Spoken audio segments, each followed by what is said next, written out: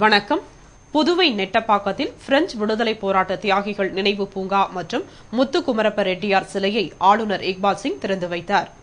Puduvai நெட்டப்பாக்கத்தில் French விடுதலை போராட்ட தியாகிகள் நினைவு பூங்கா திறப்பு விழா, விடுதலை போராட்ட வீரர் முத்துக்குமரப்ப ரெட்டியார் சிலை திறப்பு விழா, 3 புதிய மேல்நிலை குடிநீர் நீர்த்தேக்க தொட்டி திறப்பு விழா ஆகியவை ராமலிங்கேஸ்வரா கோவில் திடலில் நடைபெற்றது.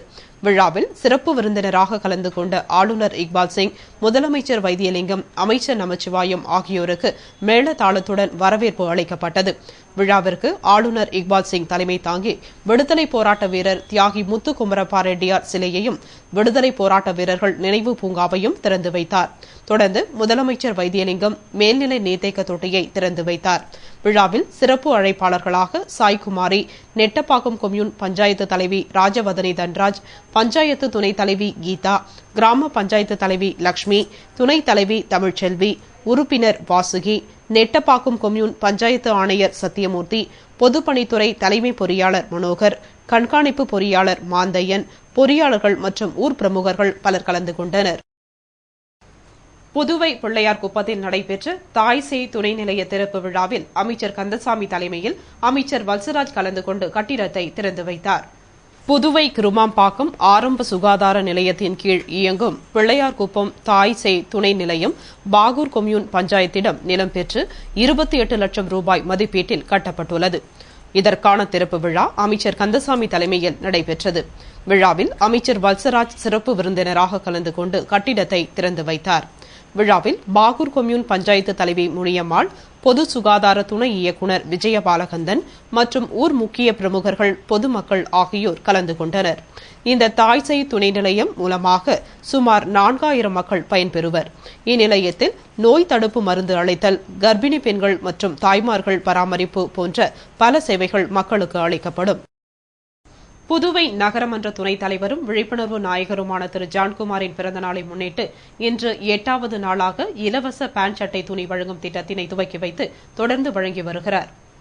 புதுவை நகரமன்ற துணைத் தலைவரும் விழிப்புணர்வு நாயகருமான திரு ஜான்குமாரின் பிறந்த நாளை முன்னிட்டு கடந்த 16ஆம் தேதி முதல் நெல்லித்தோப்பு தொகுதி முழுவதிலும் உள்ள ஆண்களுக்கு இலவச பேண்ட் சட்டை துணி வழங்கும் திட்டத்தையும், மேலும் ஏற்கனவே நெல்லித்தோப்பு தொகுதி முழுவதிலும் உள்ள பெண்களுக்கு இலவச புடவை வழங்கும் திட்டத்தின் மூலம் விடுபட்ட, அதாவது இந்த திட்டத்தின் மூலம் இதுவரை இலவச புடவை வாங்காதவர்களுக்கு மட்டும் இலவச புடவைகளையும் அவர் வழங்கி வருகிறார்.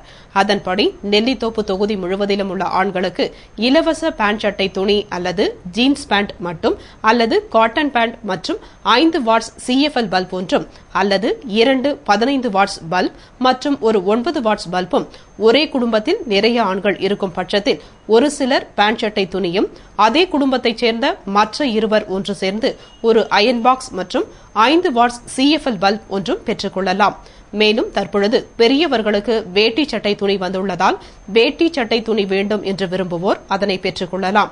இத்திட்டத்தின் மூலம் பயன்பெற விரும்புவோர் தினமும் காலை 9:30 மணி முதல் மதியம் 1 மணி வரையிலும், மாலை 3:30 மணி முதல் இரவு 9:30 மணி வரையிலும் தங்களுக்கு பிடித்தமான கலர்களை தேர்வு செய்து வாங்கி செல்ல நேரடியாக திரு ஜான்குமார் இல்லத்திற்கு வந்து செல்லவும். விளம்பர இடைவேளைக்கு பிறகு செய்திகள் தொடரும்.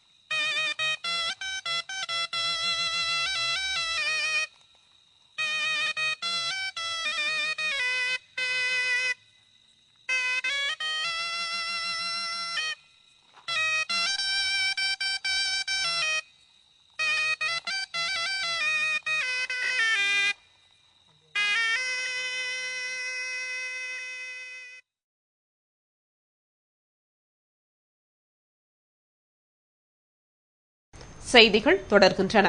புதுவை கலெக்டர் அலுவலகத்தில் தேர்தல் தொடர்பான அனைத்து கட்சி ஆலோசனைக் கூட்டம் மாவட்ட ஆட்சியர் ராகேஷ் சந்திரா தலைமையில் நடைபெற்றது. புதுவை கலெக்டர் அலுவலகத்தில் தேர்தலை முன்னிட்டு தேர்தல் தொடர்பான அனைத்து கட்சி ஆலோசனைக் கூட்டம் நடைபெற்றது. கூட்டத்திற்கு கலெக்டர் ராகேஷ் சந்திரா தலைமை தாங்கினார். கூட்டத்தில் தேர்தலின் பொழுது அரசியல் கட்சிகள் செயல்பட வேண்டிய நடைமுறைகள் மற்றும் தேர்தல் விதிமுறைகள் குறித்து விளக்கப்பட்டது. கூட்டத்தில் திமுக இளங்கோவன், காங்கிரஸ் நீலகங்காதரன், இந்திய communist Geethanathan, Marxist communist Perumal மற்றும் அரசு அதிகாரிகள் உட்பட பலர் கலந்து கொண்டனர்.